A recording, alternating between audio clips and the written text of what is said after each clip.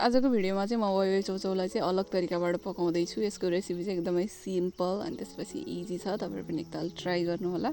यसलाई बनाउनको लागि चाहिँ मैले घरमा भएको गाजर अनि त्यसपछि बोडी, प्याज, गोलभेडा, खुर्सानीलाई चाहिँ काटे। तपाईहरुले चाहिँ अरु भेजिजहरु जस्तै क्याबेज, क्याप्सिकम पनि लिन सक्नुहुन्छ।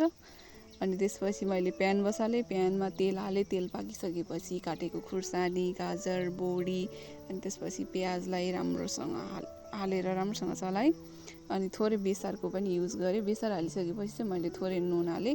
नुन चाहिँ मैले थोरै किन हालेको भन्दा फेरि त्यो चौचौको मसला चाहिँ हाल्ने भएको भएर फेरि धेरै हाल्यो भने चाहिँ नुन चर्को हुन्छ भनेर थोरै मात्र नुनको युज गरेँ। अनि नुन राखिसकेपछि राम्रोसँग चलाएँ। हल्का सफ्ट जस्तो भइसकेपछि चाहिँ मैले मस्यौरा हालेँ।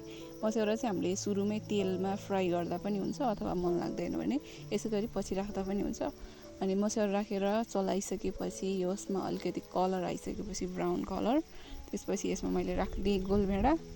अनि गोलभेडा राखेर चलाएँ। त्यसपछि गल्नको लागि चाहिँ मैले गोलभेडालाई छोपेर पकाएँ 2 मिनेटको लागि मिडियम हिटमा। अनि 2 मिनेटपछि हाम्रो गोलभेडा चाहिँ गलिसकेको थियो। अनि हल्का खुदेर यसमा चाहिँ मैले युज गरेँ चौचौको मसला। अनि मसला हालिसकेपछि चाहिँ चौचौ राखेर त्यसमा चाहिँ हल्का पानी छर्केर अनि छोपिदिएँ 2-3 मिनेटको लागि।